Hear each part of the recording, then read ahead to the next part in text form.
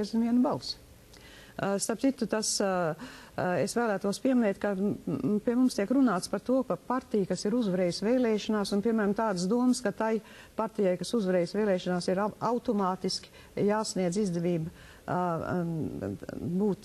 izvēlēt no savu premjeru. Saprot, ja viņai ir viena balss vairāk nekā savam sāncensiem, ja divi parlamenta sēdekļi vairāk, nu tā nav nekāda uzvara.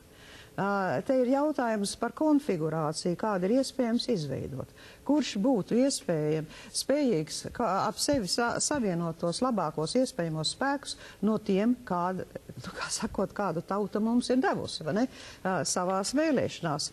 Kāda māle mums ir, tāda ir jāmīc, ar tiem jācenšas strādāt. Ar ministriem tas labums ir, ka var pieaicināt neparteiskos, var pieaicināt arī, ja vajadzīgs, tehniskos ministrus. Tā kā te tiešām ja koalīcijas saprast, ka tas ir viņu interesēs, gādāt par to, lai labi darbotos kabinets kā komanda, un nevis tikai mēs ieciklēties, jo tad piedodiet, ko, vai tad jūs tad zogiet no tās ministrijas, ka jums tik svarīgi tieši šitā ministrija un ne citādi, ja?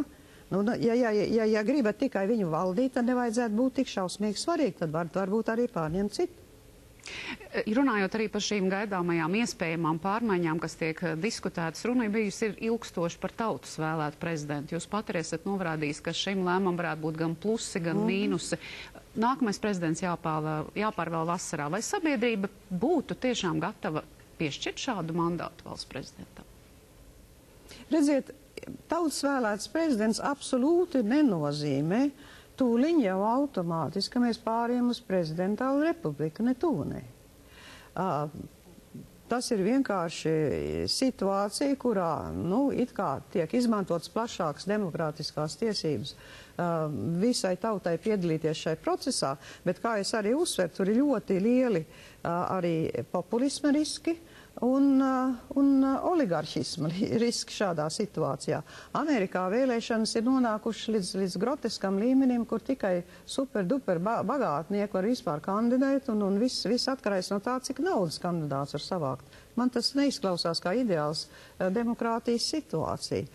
Tai pašā laikā mums prezidentam atkal pilnīgi cits jautājums ir, ka varētu, lai izvairītos no tiem smieklīgiem strīdiem, kas katreiz notiek, ja jāizvēle ir kaut kāda augsta amatpersona, kā piemēram Knāba vadītājs vai cita kāda augsta posteņa vadītājs, es proponētu, un man liekas, gan Zatlerkungs, gan Bērziņkungs ir līdzīgas domas izteikuši, ka varētu prezidentam atļaut privilēģiju izvirzīt, var sakot, klus un mierīgi, kā es to uzskatītu, darīt, kā tas notiek rietumos, izraudzīt kandidātus, izvērtēt viņu kandidatūras kancelejas ietvaros, stādīt viņus priekšā saimai būtu pēdējais vārds tā vai tā kā ne prezidentālā, bet parlamentārā republikā, bet to kandidatūru izraudzītu prezidents, saima viņu noraida, prezidents meklē citu, bet tas notiek klusā un diskrētā veidā un ne ar tādiem škandāliem, kā tas mums līdz šim ir noticis.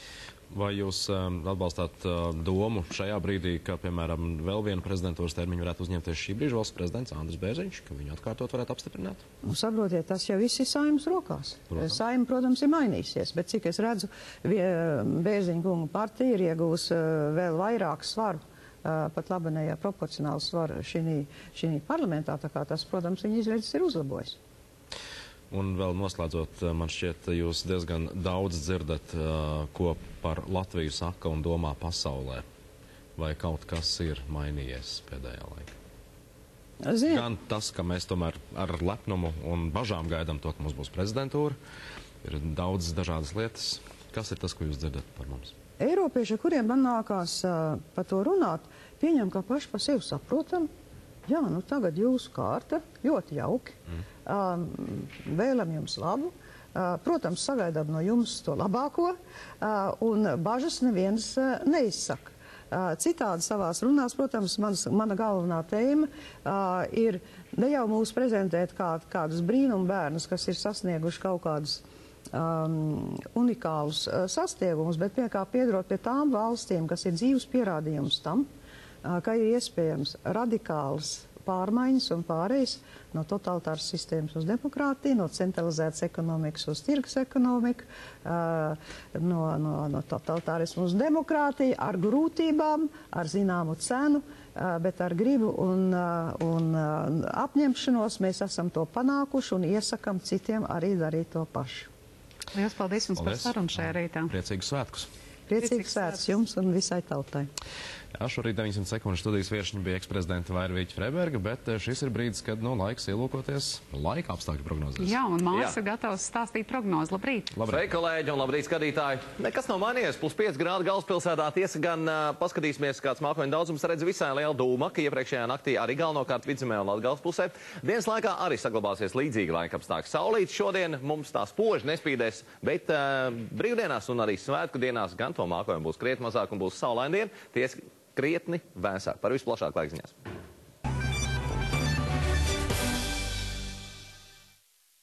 Olint H ātri atbrīvo degunu un blakus dobumus. Bet mazos deguntiņus maigi atbrīvos Olint bērniem. Šajā dienā Latvijā puš austrumu puses vējš visai mērens līdz 7 metriem sekundē, bet gaisa temperatūras pieturēsies līdzīgas kā vakar. Jūras piekrastē Ventspilī un Liepājā gaisa iesils līdz 7+8 grādiem, Kurzemes vidienē līdzīgi +5+6 grādi. Varētu kādu saules stariņu arī sagaidīt. Vidzemē Latgales pusē mākoņu daudzums arī visai liels. Gaisa temperatūras nedaudz zemāks, +3+6 grādi. Tas Rūjienā, Valmierā, arī Daugavpilī, Rēzeknē, Dagdā, Līvānos, Varakļānos 4-6 grādi. Tuvāk galvaspilsētā un Rīgā mākoņu daudzums šodien visai liels, gaisa temperatūra gan nedaudz augstāk, 7 vietām pat +8 grādi. Mēcīskais laiktips pieturās 2. un tas ir labvēlīgs, bet turpmākajās dienās, proti mūsu garajās brīvdienās un arī svētku dienās, mākoņu daudzums būs mainīgs un tomēr ik pa brīdim sagaidīsim arī saules staru. Tiesa gan kļūs vēsāk.